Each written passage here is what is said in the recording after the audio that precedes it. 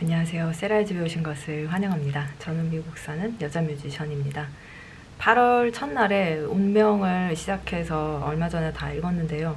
오늘 좀 두서없이 말을 좀 해야 될 것 같아요. 플롯은 간단합니다. 어린 소년이 아우슈비츠에 잡혀갔다가 겪은 일, 그리고 다시 집에 결국 돌아오거든요. 전쟁이 끝나서.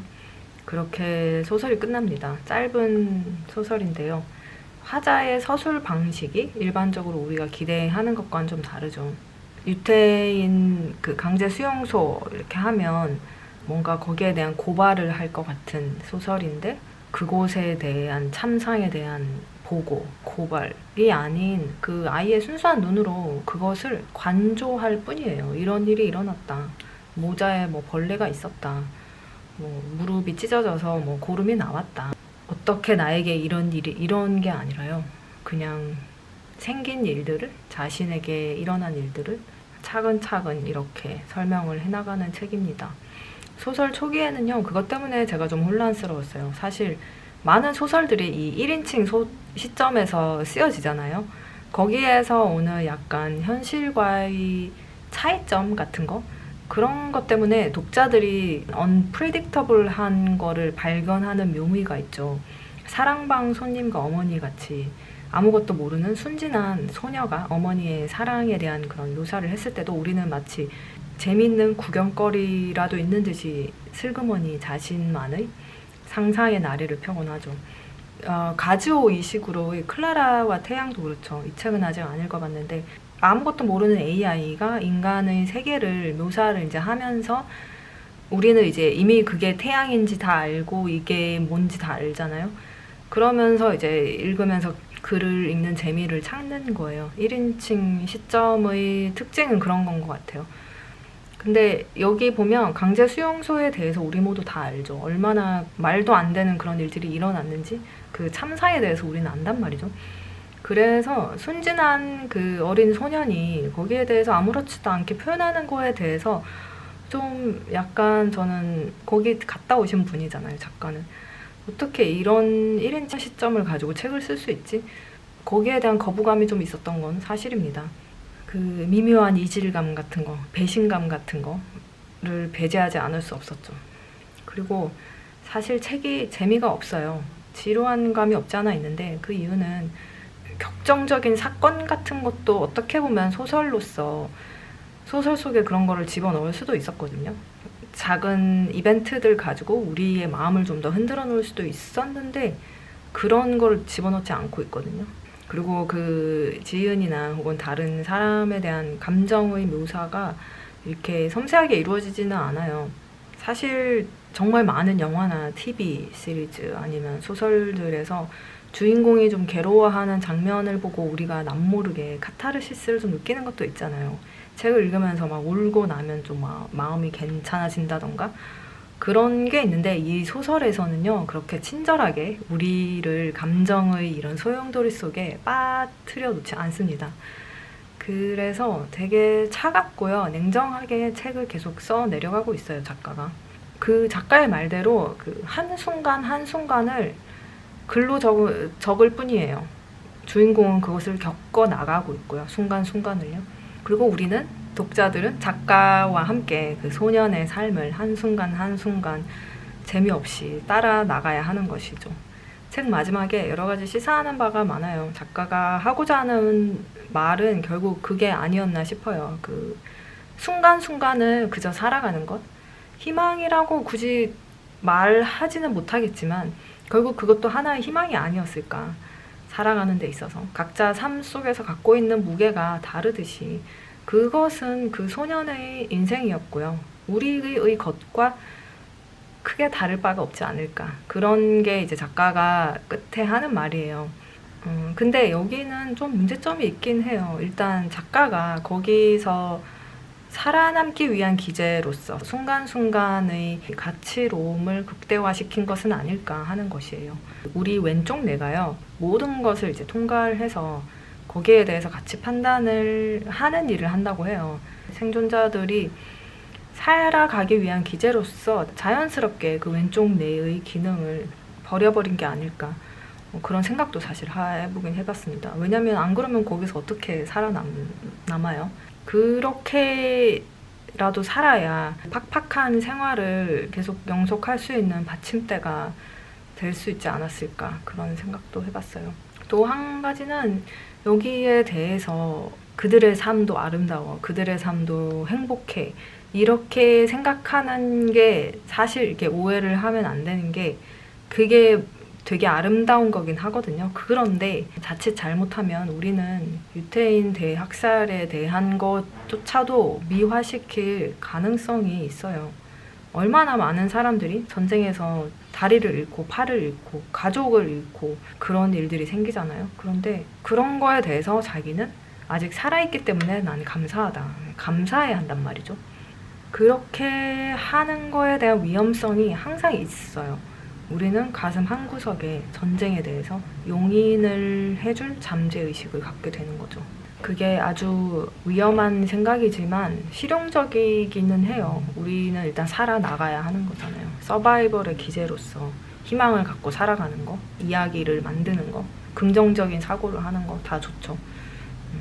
여러 영적인 지도자들이 항상 긍정적으로 생각하고 모두를 사랑하고 모두를 이해하고 이런 얘기를 막 해오잖아요.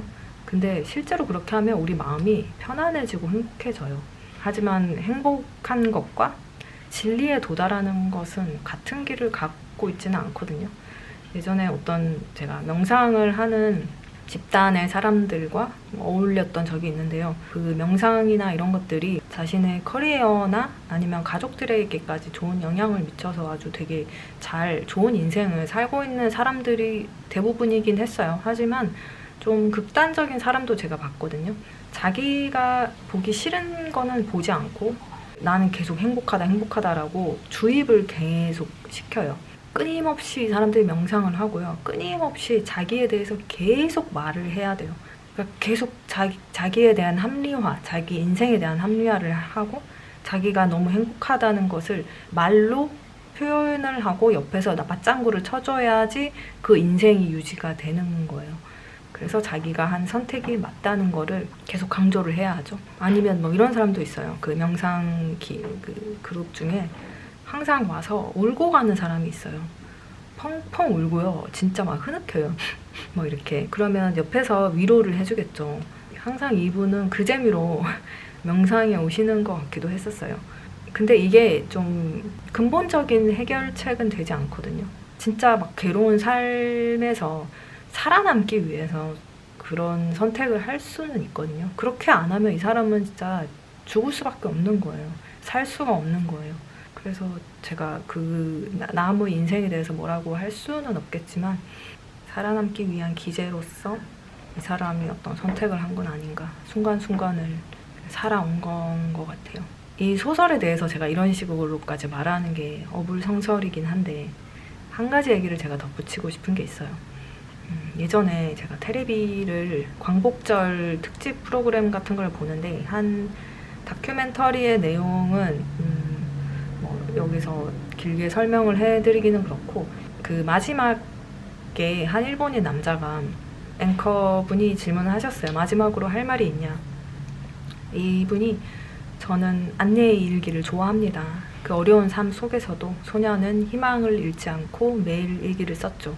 어느 누구도 미워하거나 원망하지 않고 하루하루를 살아가면서 말이죠.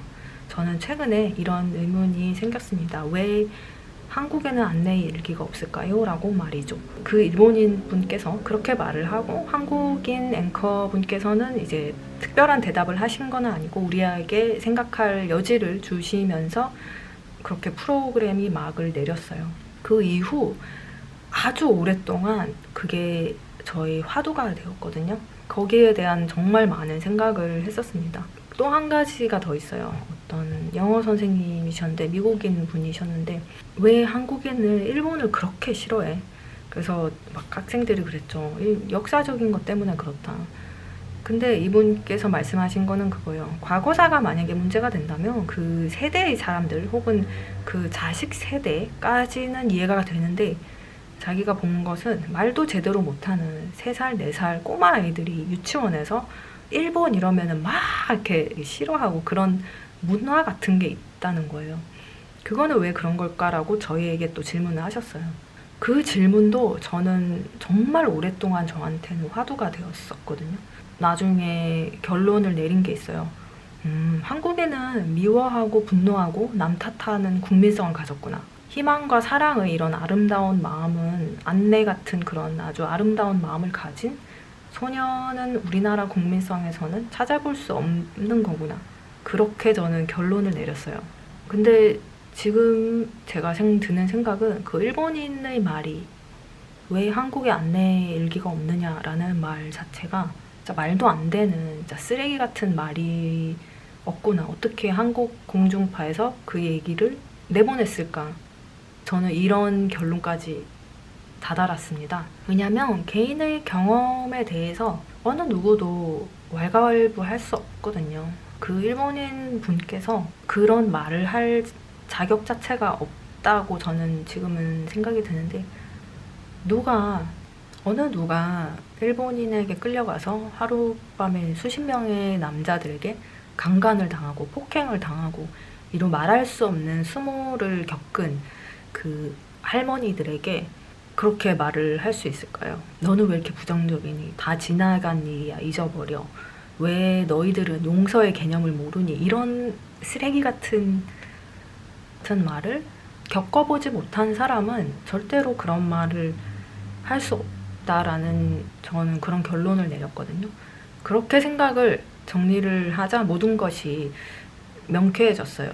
그러고 나서 다시 이 소설을 바라봤을 때 좀 다른 느낌으로 다가왔죠. 소설 초기에 제가 약간 느낀 어색함? 위선이면 위선이라고 생각한 그 꼬마의 순진함은 사실은 작가의 진심이었다 라고 말이죠. 돌아왔을 때 삼촌인가요? 아래층에 살고 있던 삼촌이 다 잊어버려, 다시 새 인생을 시작해 했을 때 이 주인공이 그 말을 되게 싫어합니다. 그것 또한 다시 생각을 해봤을 때 다른 의미로 다가왔어요. 아무튼 오늘은 여기까지 하고 마치도록 할게요. 그럼 안녕.